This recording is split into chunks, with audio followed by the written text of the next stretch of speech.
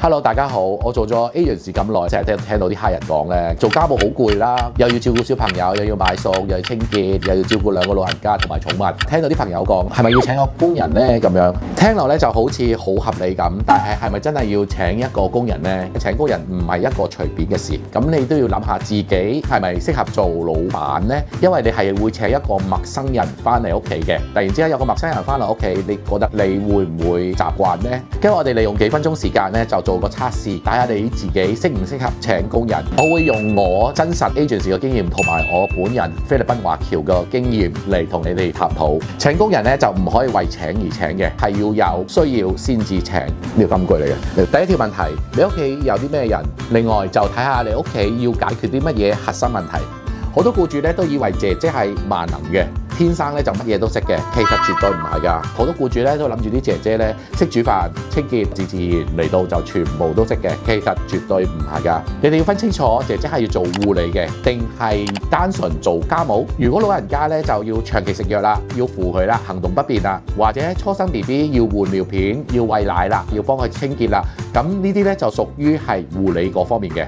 你需要一個有相關經驗、有耐性同埋受過訓練嘅工人姐姐。但如果淨係想返到屋企舒舒服服，有人幫你哋打掃或者煮飯、做家務清潔嘅咧，呢啲咧就係叫做單純嘅家務。如果將一個擅長做家務嘅姐姐咧擺喺長期病患要食藥嘅長者咧，佢係好大壓力嘅，你都會好勞氣嘅喎。所以第一步咧，搞清楚你屋企真正嘅需求係乜嘢，而你每日有幾多時間喺屋企啊？好多雙職父母同我講，我哋成日都唔喺屋企，成日都要出差，所以要揾工人睇住頭家。但係問題嚟啦，你唔喺屋企，咁邊個去管同埋教導你嘅工人呢？你要明白，姐姐啱啱嚟到香港，面對一個陌生嘅環境，要時間去適應同埋學習你哋嘅規矩。如果你放低條鎖匙走咗去，冇人管你，就好容易出事。例如佢會用錯方法，掛住傾電話，甚至做錯決定。記住一句笑話，工人咧就係要管理嘅，唔係放低就搞掂。如果你屋企人長期冇人指導佢嘅話，你就要有心理準備，前期嘅磨合咧會非常之長，你要靠 CCTV 同埋極大嘅耐性慢慢教佢。第三點，亦都係僱主最難適應嘅一點，你突然之間接唔接受到同一個陌生人一齊住？香港咧都知道啦，地少人多，屋企嘅面積有限，你請一個工人翻嚟，有冇一間獨立嘅工人房俾佢？你介唔介意你嘅廁所共用啊？同埋生活習慣嘅衝擊，大家文化唔同，作息同埋飲食都唔同嘅喎，你願唔願意放低少少私人空間去包容同埋適應？呢個心理關口你一定要過。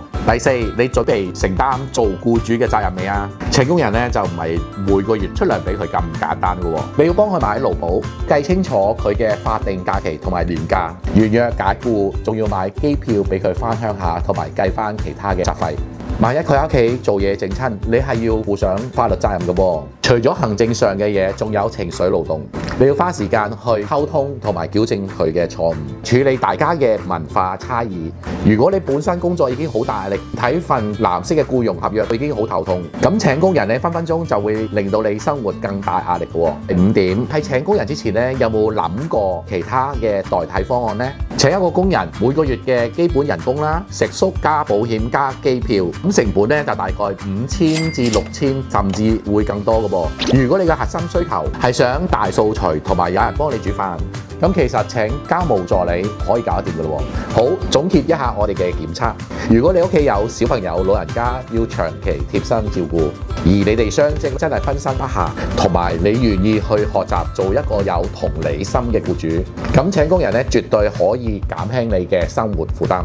但係你只係想間中有人幫你做家務，你又極度重視私人空間，唔慣同陌生人住，甚至咧冇時間去教導同埋管理。我作為 agency 嘅主理人，真心勸你咧暫時唔好請住，因為請錯人嘅成本同埋精神壓力係絕對大過你自己洗幾隻碗。請工人咧係一個重要嘅家庭決定，絕對唔係一個衝動。如果你做完呢個檢測就決定要請工人，我哋金旅送非常樂意幫你嚴格挑選，同你配對最適合嘅海外姐姐。如果你聽完咧仲係心大心細，唔知道自己適唔適合，唔緊要，我哋提供免費嘅初步諮詢，即刻 WhatsApp 我哋金旅送，揾我 Sir Henry， 等我同你分析你屋企真正嘅需要，幫你避開請錯人嘅伏位。我哋下集再同大家分享請工人嘅貼士，下次見，拜拜。